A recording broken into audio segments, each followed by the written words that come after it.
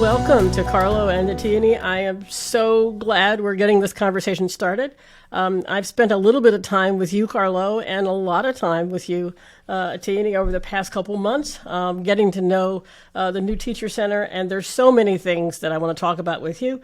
But first, let's get you introduced. So why don't you each tell us a little bit about who you are and what your roles are. And Atyani, we'll start with you. Great, thank you, Karen. I'm Atyani Howard. I am the Chief Program Officer at New Teacher Center, and my role is really to align New Teachers Center's programmatic offerings to our mission, which is to disrupt the predictability of inequity for marginalized and historically underserved student groups. And part of how we're doing that is by centering student voice, and so that is why I have the pleasure and privilege to be here with Carlo, who leads our student advisory panel. Hi, my name is Carlo Ramirez-Truse, and I'm the head of the student council committee for NTC, or advisory committee. Great. NTC. I'm glad to have both of you with me. I spent a little bit of time prepping for this, thinking back about our conversations and looking at the wonderful new website, and there's so many powerful statements there. We could spend hours, but we don't have hours. We have a limited amount of time. So I really picked a couple of places to zoom into. And I want to start by just reading some of the bold words from the website, which we're going to encourage everybody to go look at. And then we're going to come back and dig into some of these really specific ideas to really find out what you think about them. So when you go to the website, you see these big words that say, centered on students advancing equity. Everything we do starts with the student. We partner with school districts to co-create thriving, inclusive cultures where all students succeed in heart and mind. And then you describe 3 strategies: humanizing teaching, empowering educators, that's the first one, disrupting the system, and then time to expect more. I wish we had time to zoom in on all of those, but we're going to start at the top and talk about this idea of centering on students. I'm in a lot of education conversations, and I hear a lot about student-centered education, learner-centered education, personalization, culturally responsive. So, Carlo, I just want to turn to you as a student. When you hear a term student-centered education, and especially as you've been working with NTC, what does this mean to you? And can you give us a concrete example of what student-centered education looks like in action? Yeah, definitely. I think that, in my time working here at NTC, that I've learned that, each student is different in the needs that they are going to need. Some are going to be really good at math, some are not going to be so good at math. And, just like me, I need some extra help when it comes to reading. And that I need, I need help with those focuses, some extra help with that. And I've learned that at NTC that, we need to focus more on the individual student needs for them to strive in their school and do well in their learning at school. Great. Carlo, tell me a little bit more about yourselves, because we haven't gotten a chance to really get to know each other. So we're talking about student-centered education, and you're giving me an example of how you may need extra help in math, and that sort of really thinking that way. But let's come out of the school. Where else do you spend your time, where you think learning happens and engagement happens that's valuable to you? And are you centered? Do you feel centered in those places? Can you give us an example outside of school, or at least outside of your academic classroom, of where you feel that you're seen and heard and empowered? I think that's a tough question to answer. Definitely for me. I would say definitely where I'm definitely constantly learning is definitely on the soccer pitch with my teammates and with my coach. I've learned a lot on, I think, sportsmanship, teamwork, and, a lot on, working with others and treating with other people with respect and losing and winning together. And I think that, my coach and I have a great bond from that. And, I always love enjoying learning new things from him. That was a great answer, and it's a very specific answer to that question, even though you had to sort of pause and think, where else am I learning? But once you sort of picked a place, you were able to tell us some really specific things that you're learning. Atyani, is that common, that when we're so focused on sort of students and academic learning, that when we ask young people where learning happens, there's a pause? Absolutely. I think, we have centered the classroom, and Karen, you have really brought that forward for me. I've always believed in school as an ecosystem, and I've always believed that experiences outside of the classroom, particularly for students experiencing poverty who may not have access to those kinds of experiences with consistency, are critical. But when it comes to how we think about exploring the ecosystem and pulling it into how we think about amplifying academic learning, I think we have a very, very long way to go to truly integrate that philosophical stance into how we structure school and what we privilege and what we value. And that statement that you just made feels like it connects directly to the other half of the big sentence on the website of advancing equity, that we really have to focus in this broader way of thinking about young people in order to really get to equity. But we could talk a lot about equity and what that means. It's another of those words that is in everybody's mission statement. What struck me as different about yours is that not only that you talked about humanizing teaching, but you led with it. Can you say how that ended up being the top priority, and what do you mean by humanizing? Yeah, so I think just philosophically, the way I view teaching, it is a human exchange. And so in order for that to be true, we have to center humanity as much as we center the technical elements of the craft of teaching. And if we reflect back on some of the unfortunate impacts of, reform agenda over the last 20, 30 years, we've really gone quite far into privileging, centering, valuing the technical elements of craft, such that we're not saying, hey, curriculum for who? We're not saying, hey, what pedagogical strategy or understanding about development or what students might be experiencing outside of school do we need to be thinking about as we're trying to create the learning experiences to deliver this high quality content. And then we're putting on top of all of that the social, emotional, communal demands of how students are under-resourced in marginalized communities onto teachers. And so all of that, I think, has really combined to center people in the things that they can do and can do well. And in some respects, the technical elements of craft are those things. And our theory at NTC is really that we need to come back into balance. We need to have a new conversation about what the purpose of education is. And our belief is that the purpose is to really support people in shaping their own experience and creating agency and access for them to apply criticality and understanding to whatever it is that they want to contribute to the world.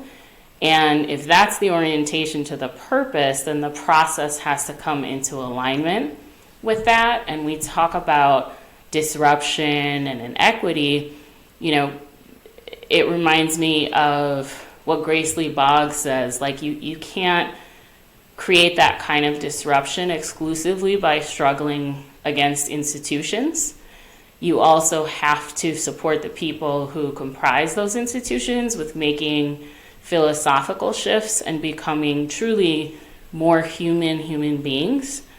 So in order to truly transform the world, the institution, whatever it is you're seeking to transform, one has to transform themselves. And so at New Teacher Center, we're really thinking about what is that balance and how do we value humanity as much as we value all of the technical elements of craft, and how do we help educators really weave a web of connectedness between themselves, their content, their craft, and who their students are in ways that disrupt and create high quality experiences that lead to true and lasting equity versus equity around the edges or tinkering with it or using tactics, which I think as a field we have fallen into, very well intentioned. We've fallen into it, but it's a concern of mine in terms of, really moving and making progress towards true equity, which would look something like, schools actually being fulcrums in communities, and particularly in marginalized communities, that remove obstacles and allow people to thrive, not just sort of comply to survive. Carlo, I am counting on you to give me the succinct answer. When you just talked about your soccer coach, I got a really immediate sense that you have a bond with your soccer coach and with your team, and you talked about the kind of skills that you're building and the kind of experiences that you have. So when you, as the head of the Student Advisory Council, sort of look at this big goal of humanizing teaching, what does that mean to you? And does that apply to your soccer coach? Yeah, I think that a lot of the things that my soccer coach is doing, I think, need to get reflected in the classroom. And I think it's really key to know who your students are, and all their individual needs, and, how they work, what's going on with their life, to see what's actually truly happening in the classroom, and to really, I guess, create the best environment and learning environment for not only just the individual people in your class, but I think all of your students in your class. So why is that easier for your soccer coach to do than your math teacher? I think most of us are there to play soccer, really, and to get better together and to win.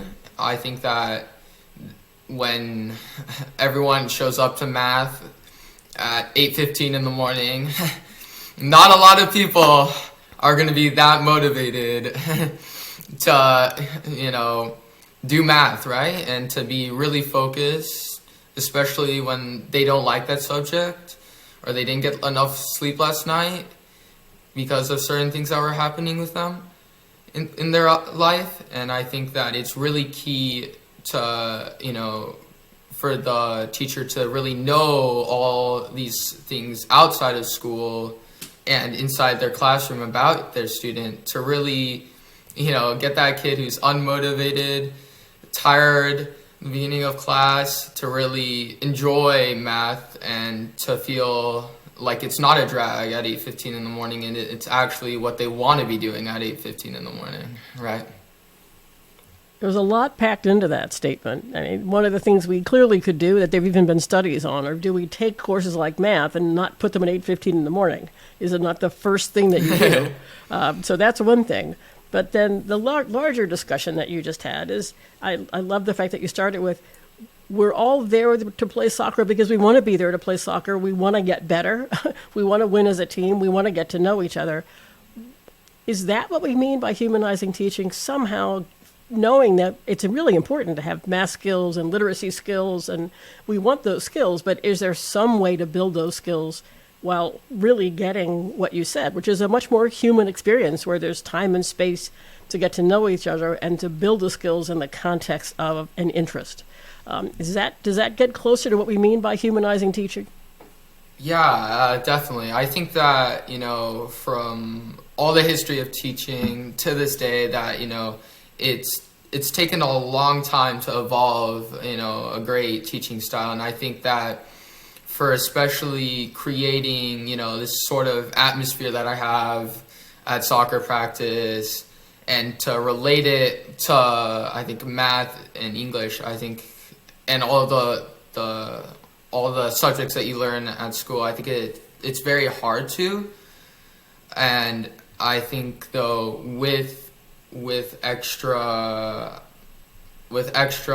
care for your students and actually wanting to help them generally to succeed in your classroom, and for all of them to succeed in your classroom, I think is really key to elevate what you want from your students.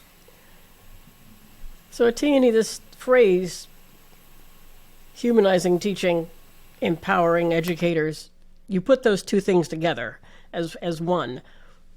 Why do we have to what do we have to empower educators to do in order to give them permission to humanize teaching? Why empowering? What are we empowering them to do? I think we're empowering them to view teaching as an extension of themselves. And if you view it that way, and there's so many, pundits who talk about we really teach more of who we are than the subjects that we teach or the pedagogy that we know. And yet we've spent a lot of time as a field diminishing that element. And we've also never really designed schools from that premise. So for me to feel empowered to create the kind of, I love the word Carlos used, atmosphere, where children feel seen and valued and understood and supported and can bring their selfhood into the academic space to achieve some of the energy that Carlos is describing that happens on the soccer field in the math classroom.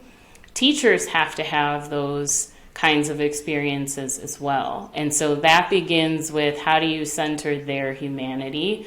And to put it very simply, anything you want teachers to do with children, particularly in the realm of social, emotional, identity, human experience type work, really we need to facilitate those experiences for them so that they not only have models and examples, but understand the tonal quality that they're trying to create that really opens up human beings to move beyond what they think they can or cannot do.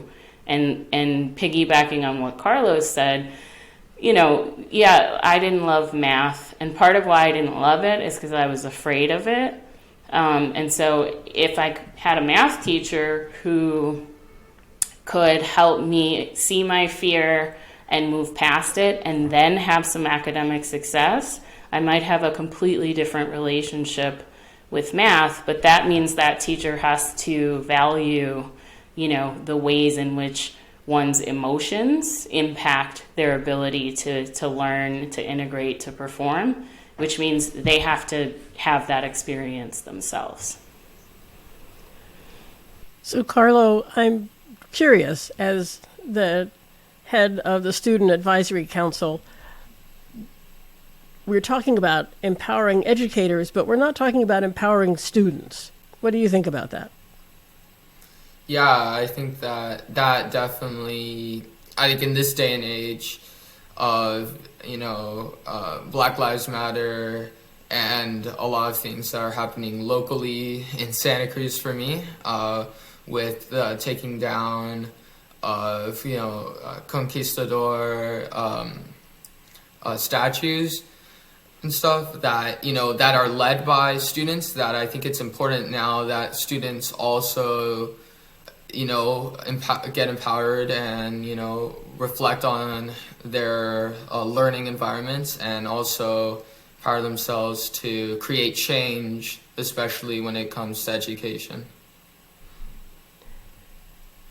So I want to keep moving through these words and digging in. So we said empowering educators, and we talked about the word empowering. And now I just want to turn to this word educators. I read lots of things in which we say educators, but we really then sort of fall back to mean teachers. Atyani, what is education? When you say educators, who are you referring to as New Teacher Center? You are New Teacher Center. Mm-hmm. So when you say empowering educators, what's the audience? What's the scope of that group of adults? Yeah. Assuming that they are all adults. So, I mean, for sure, it's the folks touching the spine of the instructional program, and I think one of the awakenings that we're having is how to broaden that in a way that capitalizes on what we are good at, but also allows mindsets in educator shifts about how shifts in mindsets, in educators' mindsets about how they can value and leverage other adults in the building who are supporting student learning and experience.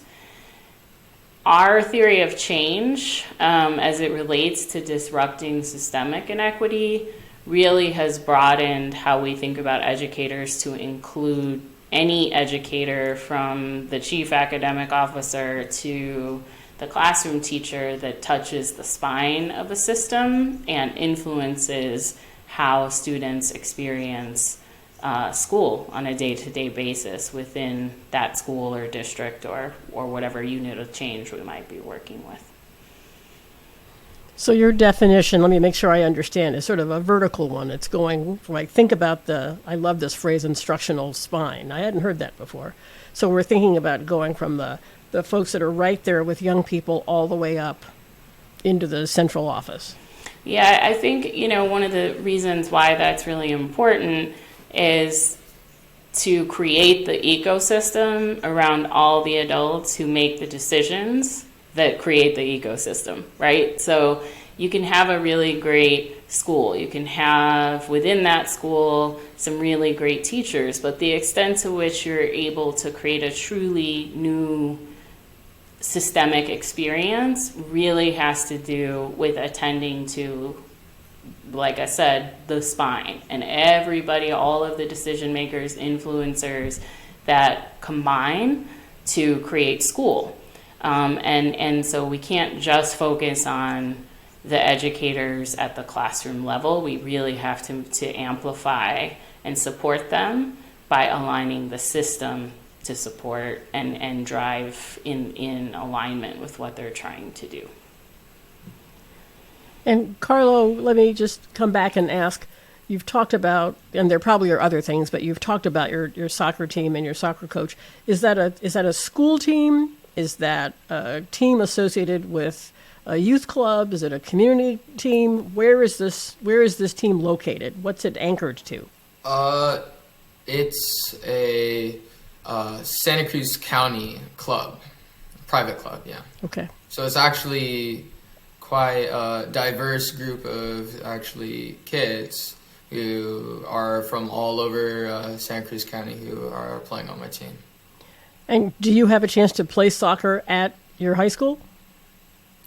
Yeah, definitely, but not as high as the level I'm playing with that club team. Right. And do you consider the soccer coach at your high school an educator? Definitely not. Definitely not an educator. Yeah, I would actually, for my club team, I would actually think he is more of an educator than my coach at my school team. Interesting. So what does educator mean to you, Carlo? I think a role model that will, help you and educate you just not only on, I guess, subjects, that we learn at school, but I think subjects overall in life too, and that are key figures in, I think, your life that guide you. So yeah, that's my main, overview. And at school, has anyone ever asked you who the other educators are in your life? Never. Ever since I came to NTC, I've heard that a lot, and I've really never heard it before coming here. Well, I loved your definition of what an educator is, and I think that's one of the conversations we want to have. Atyani, one of the times that we talked, you were reflecting on being a principal. and I was talking about the fact that whatever the statistics are, young people spend a good amount of their time, and there's a good number of staff who are not in classrooms and are not teachers. So when you think about whether it's on the soccer field, it's in the cafeteria, it's in the counselor's office, the library, you're on the buses, you spend a lot of time in settings that are not those formal academic classes. And you have a lot of people in the building who are not those formal academic teachers. So we talk about learning happens everywhere, and we talk about the ecosystem, but how do we bring those people in and leverage them in this conversation? And how do we speak to Carlo's definition of educator, which is, somebody who's got something relevant to teach me and is going to take the time to get to know me? Are we missing something by not paying attention to the rest of those people and the rest of that time in the building? We absolutely are, Karen. In that conversation, I remember thinking, wow, philosophically, I believe that every part of this child's day is important, and that's why experiential learning is important, and things like advisory are important, and all these structures that we create. And the aha moment I had was in the student success team space, or I guess today we would call them, multi-tiered systems of support. And when a child is struggling either academically or social emotionally, the team assembles and we sit down and we involve the parent and we come up with a plan. And how even though I was philosophically aligned, it never really occurred to me to say, maybe this student has a coach or a PlayWorks supervisor or instructional aide who, is in the back of the classroom sorting things and making small talk with this student and knows them really well. It never occurred to me to look for those adults and include them in the conversation about what might be happening and how we might craft a plan that was holistic and grounded in a holistic understanding of who the child was and what some of the issues are that we need to support them with in order to, address the concerns. And that's such a small but massive shift. It's an existing structure that's in the vast majority of schools in this country, and it's not doing anything fancy. It's just saying, I have to know who knows this child outside of the academic setting and include them in this structure and really value and center and privilege their wisdom and their ideas to support the child holistically. So Carlo, when you think about school and you think about the places you are when you're not in those core academic classes and you think about the other adults, what comes to mind? Is there room there for us to really identify and lift up those places and those people in a way that could enhance your learning and the learning experiences of your peers? Yeah, definitely. I think that when I was younger, when I needed more help and work on my dyslexia, that actually the person who was helping me with that was actually, I feared her. She was actually quite negative. And, I think that also will affect, I think we undervalue those relationships, as we're saying here too. And, that can actually take a negative effect on somebody when trying to get that extra help. And I think for that whole year, I really disliked, reading and learning, and that I think that if we can do the opposite, and that's really my goal here at NTC, is to help improve those relationships and create, instead of a fearing relationship with that person, a relationship where the person looks up on that person and wants to strive to be, more like them, I think is a key, or just to, really enjoy that relationship so that, that person wants to start, instead of fearing them, creating and helping themselves after school and really trying to boost themselves back up to the same level than their peers. Carlo, I'm listening to you and I'm like, you keep saying fear, fear, fear. And I said fear earlier when I was talking about why I didn't enjoy math as a young person. And Karen, coming back to this, well, what does it mean to humanize and why do we have to do that with educators? When you think about the atmosphere in schools, and particularly schools where the community is under stress, there's so much fear. The teacher fears the principal fears the school's chief or the school board, the school fears the parents fear the school. There's so much fear swirling around, and what you just said, finding those adults that likely are not in the classroom that you look up to. I was hearkening back to how many students I had who loved the PE teacher or loved the art teacher.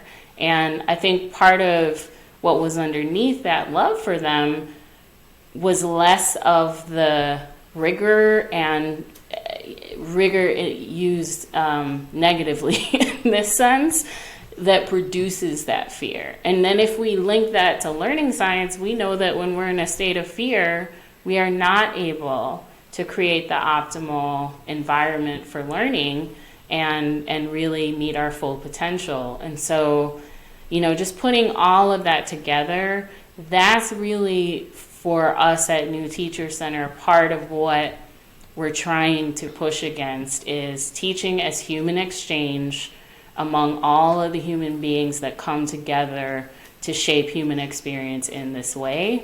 And how do we begin to privilege and value that as much as we do all of the technical components that are also a part of school? I think it's an ambitious goal, and Carlo, I really appreciated your raising the fear question issue, not just because it's really important, and then Atyani, you expanded on it, but also because what you raised is, when we're thinking about training and supporting adults, if we don't think about those other people, then it's left to chance whether the experience you have with them is good or bad. Because if we just basically have not declared that experience important, you can go have a terrible experience with the person who's trying to coach you in reading, and then you bring that anxiety back into the classroom.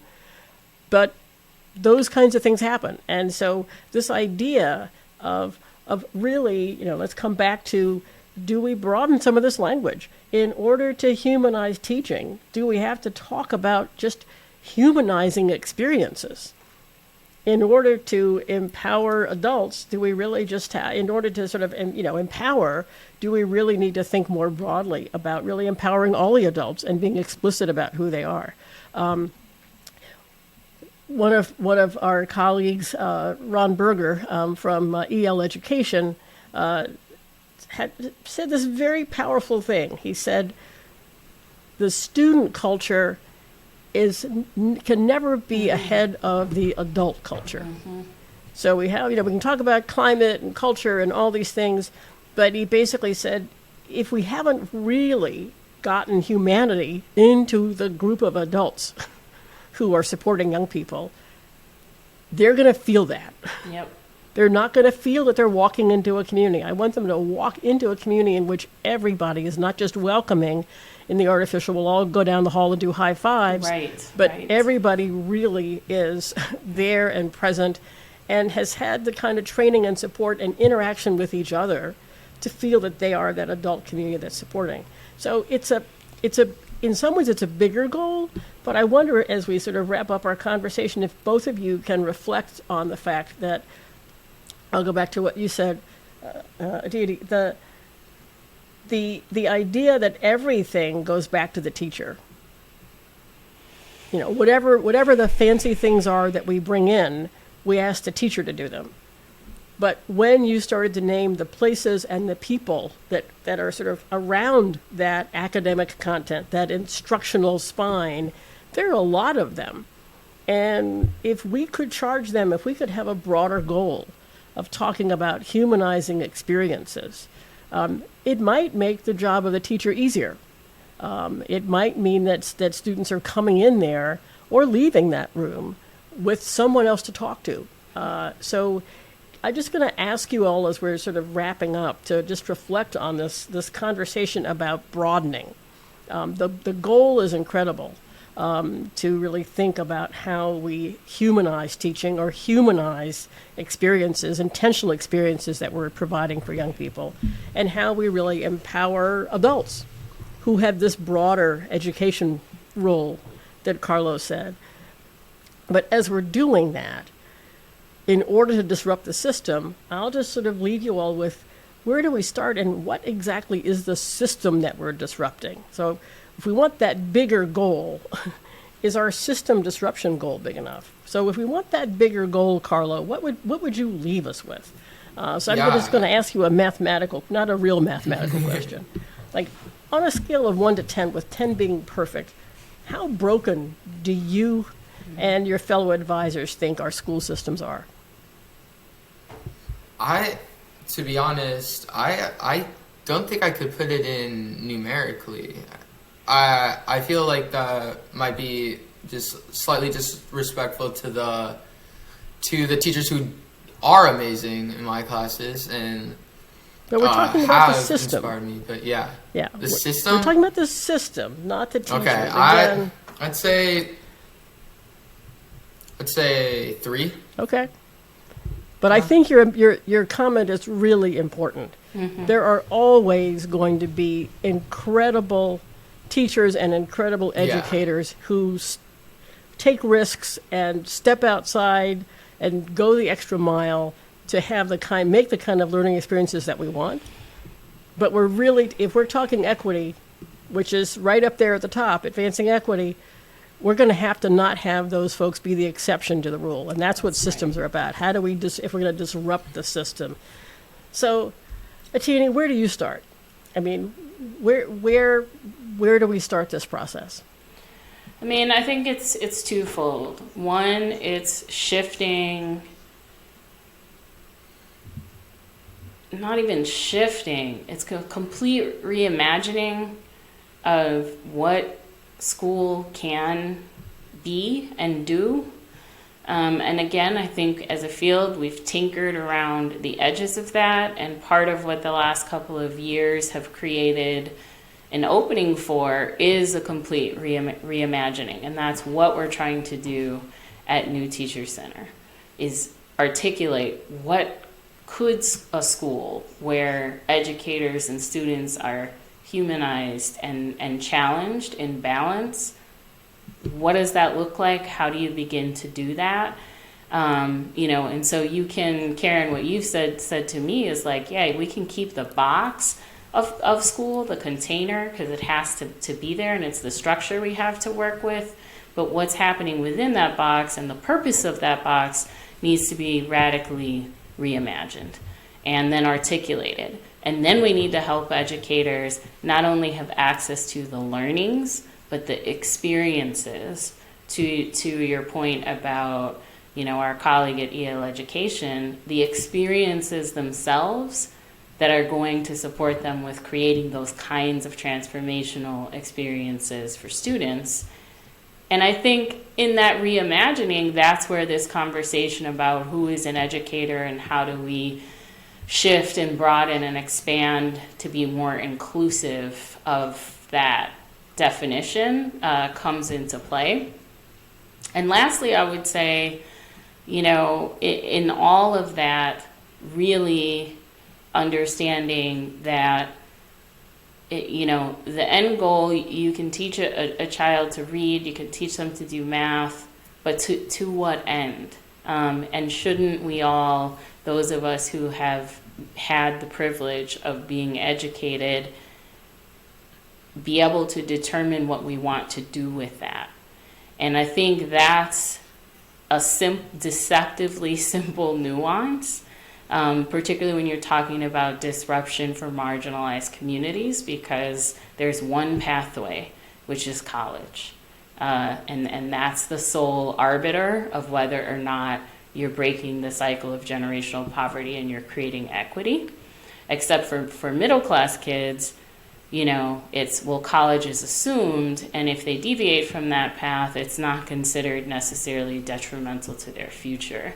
And I say all of that to say, I think that's where some of this reimagining, particularly around what is equity and who gets to thrive and how do we define thriving and those kinds of questions come into play in terms of how we're reshaping what goes on within the box of school and what we're actually disrupting at the core.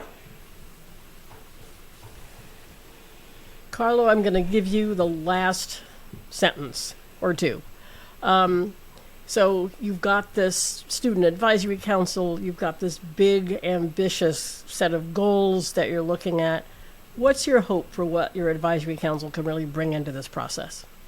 Yeah, definitely. I think the topic that you're just discussing with Atyani and what you guys were just saying right now, I think it's also definitely key with this restructure to have student voice in this discussion and student experiences, and I think that's what we're trying to build at NTC with this committee, to have more student voice and this reimagining of the school systems. And I think that our goals for this committee really are to get student voice in everywhere at NTC and have better feedback from students.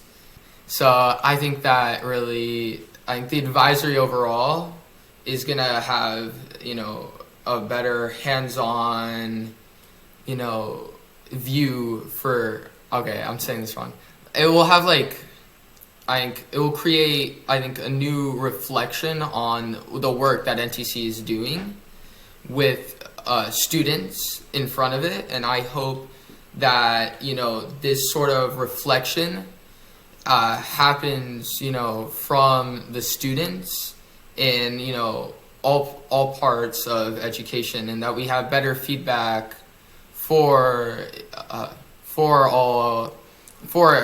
education as a whole and the system too. And I think that's one of the main goals that we want from the committee.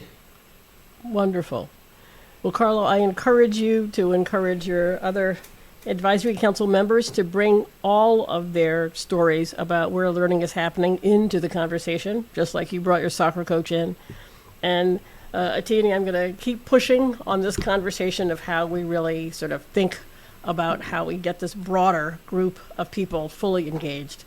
Because if we have the phrase learning happens everywhere, and we talk about all adults and the importance of experiences, it's really time for us to count them. So I appreciate the conversation. Love the cat.